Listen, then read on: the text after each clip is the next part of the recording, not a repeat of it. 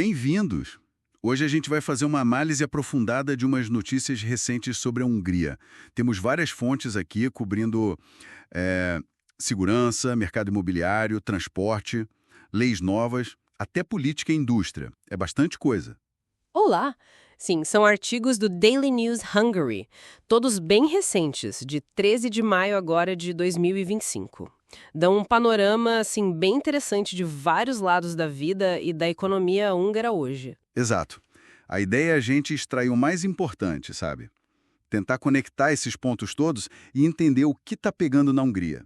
Bom, vamos começar então. Começando com aquela pergunta básica, né? Para quem pensa em visitar. A Hungria é segura para turistas? Pelo que li, parece que sim, mas tem uns detalhes, né? De fato, os números mostram que a criminalidade mais grave caiu bastante, viu? Nas últimas décadas, assim. Crimes violentos são raros, ainda mais nos centros turísticos, tipo Budapeste. Caiu muito desde os anos 90. Entendi. Então o risco maior seria, como em muitos lugares, aqueles pequenos delitos, tipo furto de carteira, essas coisas, o famoso bate-carteira. Exatamente, o pickpocketing, né? Essa é a maior preocupação, principalmente onde tem muita gente junta. Transporte público, estação de trem, mercado, ponto turístico. O básico, né? O de sempre. Isso, ficar esperto, cuidar das coisas de valor, não deixa nada largado. Especialmente em trem noturno, um cuidado a mais sempre vale. E, além desses furtos, as fontes falam de outros golpes ou cuidados específicos? Falam, sim. Mencionam os golpes que miram mais turistas, sabe? Especialmente em bares, baladas, restaurantes que não mostram os preços direito. Aí pode vir conta inflada, pressão para pagar. Ah, o clássico. Pois é, o conselho é simples, olha o cardápio, vê o preço antes de pedir. E para se locomover, usa táxi oficial ou aplicativo conhecido. É bom sempre conferir o carro, o motorista antes de entrar, né? Falando em transporte, e a segurança no dia a dia? Usar ônibus, metrô, dirigir por lá? Olha, o transporte público é tido como confiável. Mas tem que ficar muito atento para validar o bilhete direitinho, senão a multa é pesada. E uma coisa importante, tolerância zero para álcool e direção. Zero mesmo. Nossa, E para quem vai dirigir nas estradas principais, precisa comprar a tal da Ivainet, o pedágio eletrônico deles. e segurança à noite? Para mulheres viajando sozinhas, famílias, como é? Budapeste e outras cidades são consideradas seguras à noite, sim, inclusive para mulheres sozinhas e famílias. Mas claro, né, bom senso é chave. Evitar andar sozinha em lugar muito isolado tarde da noite. E aquele cuidado básico de não aceitar bebida de estranho. Tem relatos de Boa Noite Cinderela, infelizmente. Complicado. As fontes também falam de manifestações. O que dizem sobre isso? Que acontecem de vez em quando mais em Budapeste mesmo. Quase sempre são pacíficas, mas podem atrapalhar o trânsito ou causar algum transtorno. Raramente escalam, mas... Melhor evitar, né? A dica é essa: evitar as grandes aglomerações e dar uma olhada nas notícias locais. Para emergência, o número 112 funciona para tudo: polícia, bombeiro, ambulância. E a saúde lá tem boa estrutura, água da torneira é segura. Ok, então, resumindo a segurança. Hungria é segura sim, mas tem que ter as precauções normais de qualquer viagem, né? Ficar atento em lugar cheio, conferir preço, usar táxi certo, cuidado com bebida, seguir as leis, principalmente de trânsito e álcool. Exato. É mais estar ciente, tomar os cuidados básicos. Não é um lugar de risco alto, de forma alguma. E já que a gente falou de transporte, tem uma novidade boa em Budapeste, né? O metrô vai funcionar até mais tarde. Sim, ótima notícia. A partir de 1º de junho, as linhas 2, 3 e 4 vão esticar o horário. O BKK, que é o centro de transporte de lá, anunciou isso. E como vai ser na prática?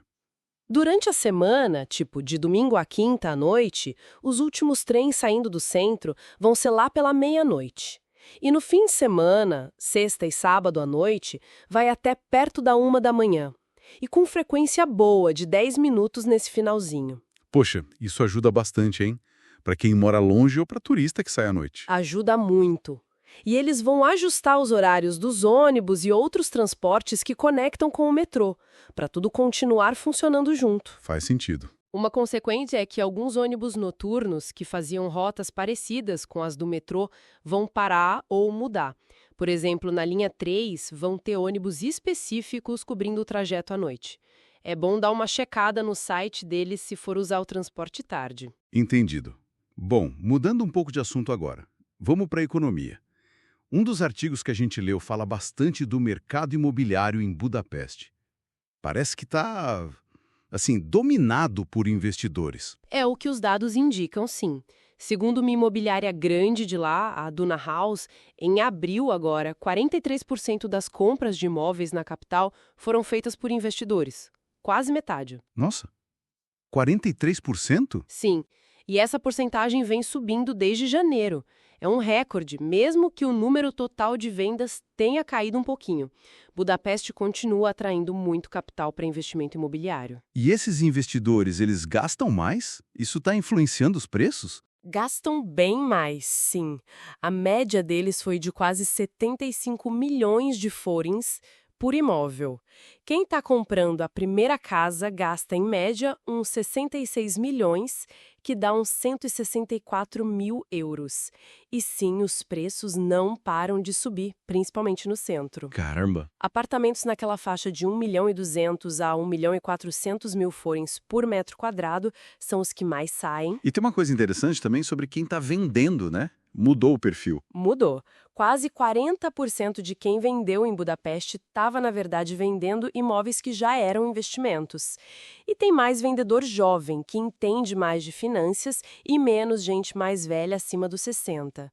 O mercado parece mais dinâmico, talvez. E fora de Budapeste, os preços também subiram? Subiram no país todo. Na Hungria inteira, a alta foi de 12,5% em abril, comparado com o ano passado. Budapeste tem a média mais alta, claro, uns 2.900 euros por metro quadrado, mas Debrecen, Szeged, Győr, todas viram os preços subirem bem também, ainda que menos que na capital.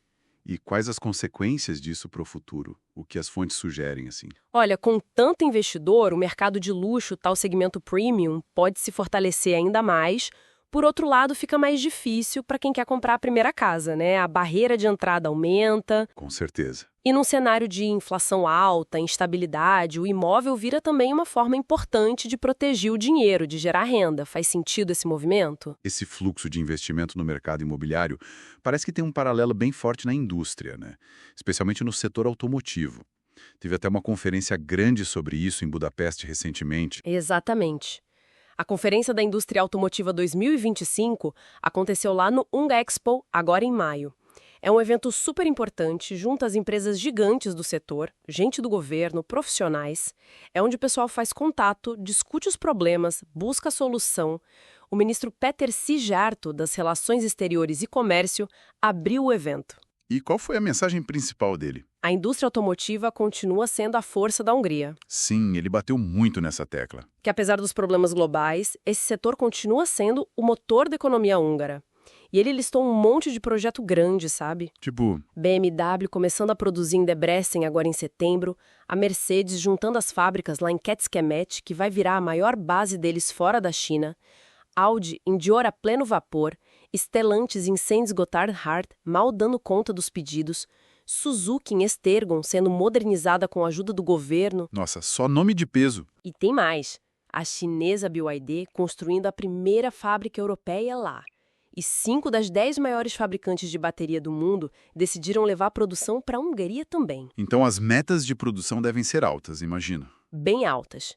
A Hungria quer passar de 1 milhão de carros e 2 milhões de motores por ano, e já tem a segunda maior capacidade de fazer bateria na Europa.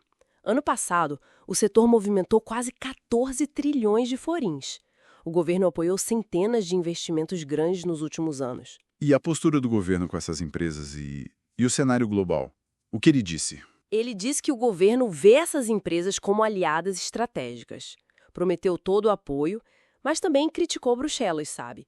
Diz que estão politizando a economia e isolando a União Europeia. Defendeu cooperação global. E sobre carro elétrico? Disse que é um caminho sem volta, que não tem como fugir disso, mesmo que o ritmo mude. E destacou a Hungria como um ponto de encontro entre empresas do Oriente e do Ocidente. Citou parcerias lá entre alemães e chineses como exemplo de sucesso. Mas tem aquela crítica, né? De que a Hungria seria só uma linha de montagem. Como o governo lida com isso? Sim, essa crítica existe. Quem respondeu foi o Estevão Joô, que é o CEO da Lipa, a agência de promoção de investimentos. Ele rebateu, disse que não é bem assim. Falou que tem tecnologia de ponta, salário alto, capacidade de pesquisa e desenvolvimento lá. Ah, bom. Mencionou a cooperação entre empresa, universidade, escola técnica, falou de projetos de P&D, de modernizar a infraestrutura, e o fato da conferência ter apoio da Câmara Alemã-Húngara também reforça essa conexão internacional, né? Entendi. Essa ênfase na lei, na ordem, na força econômica, parece que tem um lado mais duro também. Uma das fontes fala de uma lei antidrogas nova, bem rigorosa. Tem isso também. Uma mudança na lei bem significativa. O governo aprovou um pacote para dar para a polícia ferramentas rápidas e eficazes, segundo eles. A lei é bem ampla, não pega só droga clássica ou sintética nova, mas qualquer substância psicoativa. A ideia é punir a distribuição com força, tolerância zero. E na prática, quais são as penas novas, o que mudou mesmo? As penas ficaram bem mais pesadas.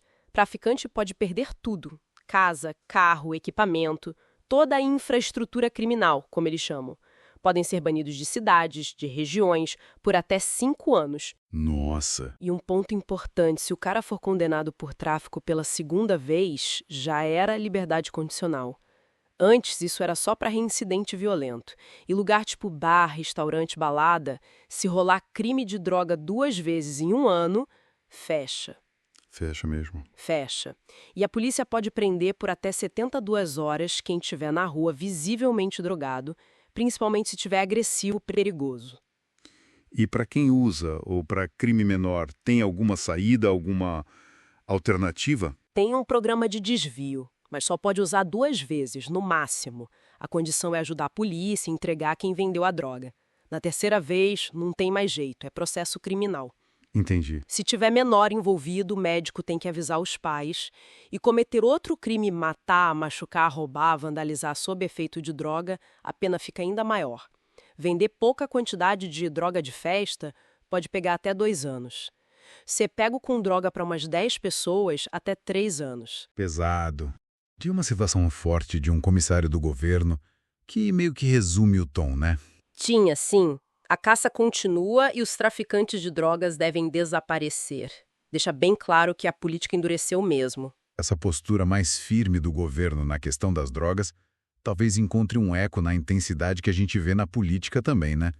As fontes mostram um clima bem tenso entre o governo e a oposição. Muito tenso. O primeiro-ministro, o Viktor Orbán, acusou direto o principal rival dele hoje, o Péter Magyar, do partido TISA, que é um partido novo de oposição que cresceu rápido, de ser agente estrangeiro. Agente estrangeiro?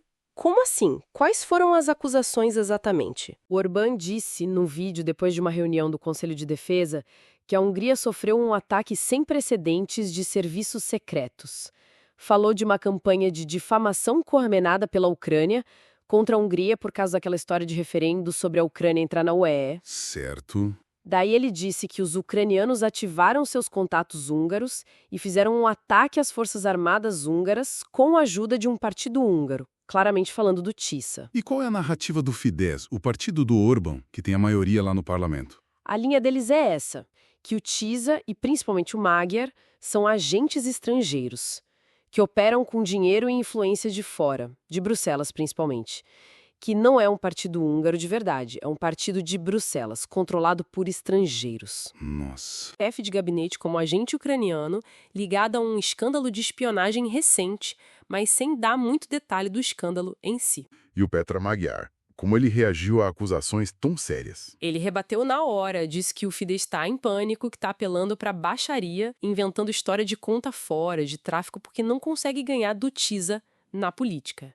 Entendi. Sobre a Ucrânia, ele disse que a posição do TISA é clara. Se a entrada da Ucrânia na UE virar assunto sério quando eles estiverem no poder, a partir de 2026, eles fazem um referendo e o resultado será respeitado. Uma das fontes até levanta uma preocupação sobre o futuro do TISA, né?